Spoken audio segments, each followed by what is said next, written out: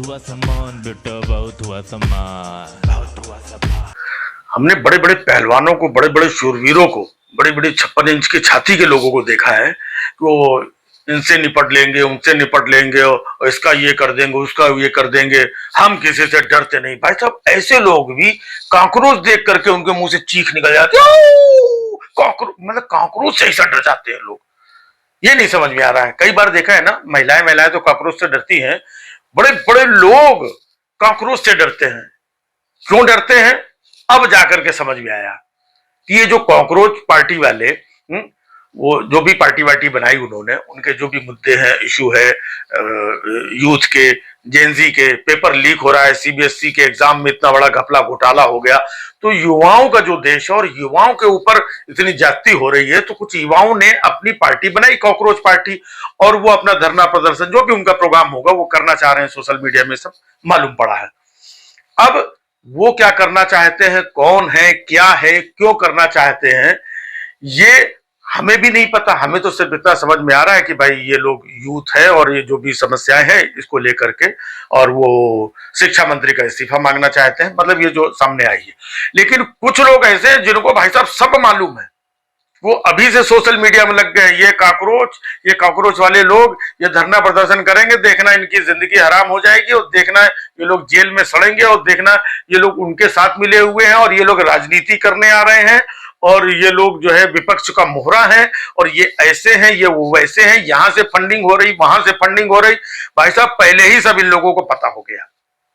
हम कह रहे जो कुछ भी विपक्ष का मोहरा है, तो हमको बताओ कि इससे पहले जो आंदोलन हुए हैं, को अन्ना हजारे वो क्या खुद उठ करके अपने आप अपने मन से आके रामलीला मैदान में, या जहां कहीं दिल्ली में आके बैठे थे वहां पर बैठ गए थे?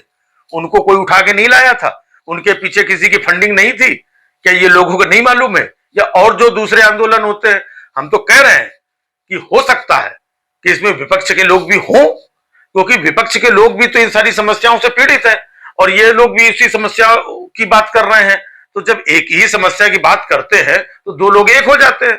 अब वो किसकी प्लानिंग है, क्या है, अच्छा बुरा, वो भी सब समझ में आएगा। है? अन्ना आंदोलन हुआ है? उसमें क्या वो किरण बेदी थी, वो अपने आप उछल करके आके बैठ गई थी, है ना? फलाने कुमार विश्वास अपने आप उछल के आगे बैठ गया था। है? इन लोगों को बहला फुसला के नहीं लाया गया था क्या? तो वो बाद में पता चला। अगर इनको भी कोई बहला फुसला के ला रहा है, कोई आंदोलन कर रहा है, तो जब पता चलना होगा तब इसका भी पता चलेगा। अभी से क्यों घबरा रहे हो? अभी से क्यों दुनिया भर का? अगर उसी समय अन्ना आंदोलन के पहले भी उस वक्त की मौजूदा सरकार और सरकार के लोग ये कह देते कि ये इससे मिले हुए, ये उससे मिले हुए हैं, यहां से पैसा आ रहा है, ये देश को कमजोर करने की साजिश है, और ये जो आंदोलन हो रहा है ये आंदोलन नहीं है, देश तोड़ने की साजिश, ये सब अगर उस समय बोल दिया जाता तो उसी समय अन्ना अपना बुरिया बिस्तर लेके भाग जाते, है ना? वो फलाने इधर भाग जाते, ढिमाके उधर भाग जाते। तो आंदोलन हो रहा है, होने दो। अब उसमें जो है, आप ये देखिए, सोनम वांगचुक आ रहे हैं, है? सोनम वांगचुक आ रहे हैं, वो सामाजिक कार्यकर्ता है। अन्ना हजारे कौन थे? तो वैसे सोनम वांगचुक है। उनको लग रहा है कि मौजूदा समय में देश की स्थिति है, युवाओं के साथ ऐसा ऐसा हो रहा है। लोग कह रहे हैं कि ये सोनम वांगचुक कौन से जेनजी हो गए? बात जेनजी की नहीं है, जेनजी की समस्याएं हैं। है? तो ऐसे हमारे प्रधानमंत्री जी जब रैलियों में जाते हैं 75-76 साल की उम्र में, है?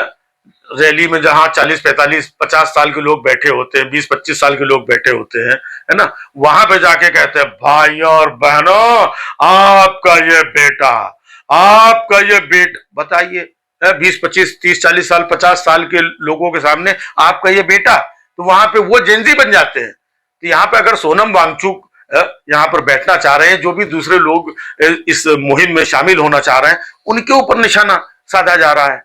लोग छोड़ दिए गए हैं कि ये लोग साजिश करने के निकले हैं। भाई साहब, कोई भी मतलब आंदोलन, धरना, प्रदर्शन इस लोकतंत्र में अपनी आवाज उठाए, उससे पहले ही ये साजिश, ये टुकड़े टुकड़े गैंग, ये फलाने, इनकी यहां से फंडिंग हो रही, इनकी वहां से, तो सरकार क्या कर रही है? फंडिंग वंडिंग जो भी हो रही कर रही, बट आंदोलन भी तो जरूरी है। अगर देश के युवा, उनको कोई समस्या लग रही तो आंदोलन कर रहे हैं। आंदोलन करना, धरना प्रदर्शन करना, विरोध करना, प्रोटेस्ट करना, ये तो सब लोकतंत्र का हिस्सा है, इनको भी करने दो। है? ये कौन से तोड़ फोड़ चीज आप पहले से एज्यूम कर लेते हैं एज्यूम नहीं कर लेते हैं।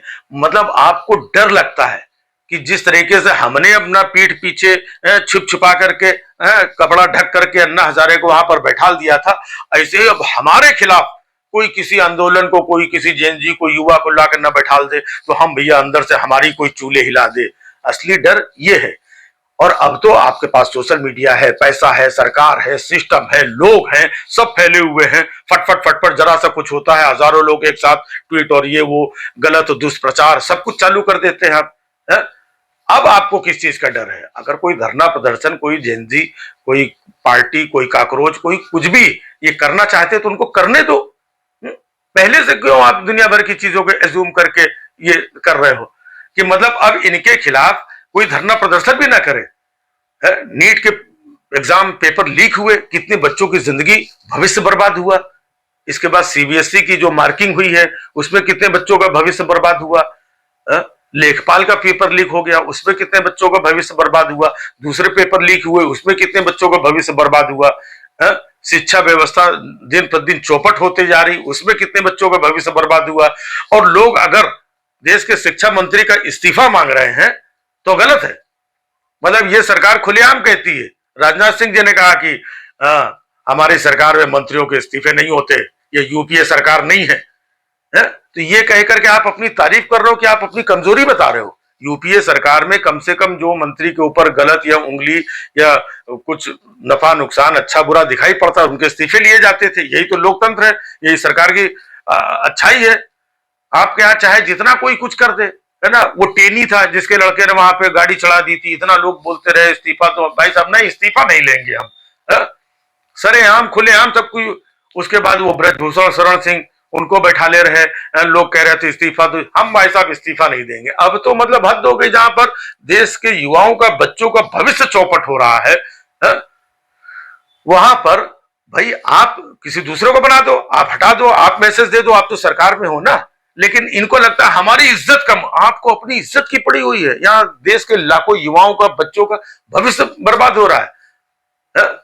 आप क्यों नहीं इस्तीफा ले लेते? जब आप इस्तीफा नहीं ले रहे हैं, सरकार की नाकामी दिख रही है, सरकार की बेरुखी दिख रही है, सरकार की अकड़ दिख रही है, इतना सब कुछ होने के बाद में भी क्यों नहीं कर रहे हैं हमारे जो देश के सिस्टम के बड़े बड़े लोग हैं? प्रधानमंत्री जी ने कोई नीट पेपर लीक पे कोई बात बोली आज तक? कुछ कहा, कुछ बोला? सीबीएसई की गलत मार्किंग के बारे में कुछ बोला? वैसा 2 अधिकारियों को ट्रांसफर कर दिया, बहुत बड़ी सजा दे दी है। मतलब नजीर बन गई है ये, आज के बाद ऐसा कोई करेगा नहीं। विपक्ष के लोग अगर कुछ छोटा मोटा किसी गलती में फंस जाते हैं तो उनको तो भाई साहब आप नींबू पुदीना और धनिया डाल के ऐसा निचोड़ते हो कि सब दुनिया में ऐसा खबर बन जाए कि दोबारा कोई आवाज ना उठा पाए। आप अपने मंत्री का इस्तीफा क्यों नहीं ले रहे? जब आप नहीं ले रहे हैं तो देश के युवा जो आक्रोशित हैं, या ये काकरोच पार्टी, जो भी पार्टी जैसी बनी है, या और जो लोग जो आक्रोशित हैं, वो तो सड़कों पे आएंगे, वो तो धरना प्रदर्शन करेंगे। लेकिन आपको काकरोचों से डर लग रहा है? तो भैया फिर आप काहे के 56 इंच जो मजबूत सरकार और ये 12 साल और 14 साल और विश्व गुरु और ये डंका, और डर रहे हैं काकरोच से? ये सब चल रहा है। बहुत हुआ सम्मान बेटा, बहुत हुआ सम्मान, बहुत हुआ सम्मान।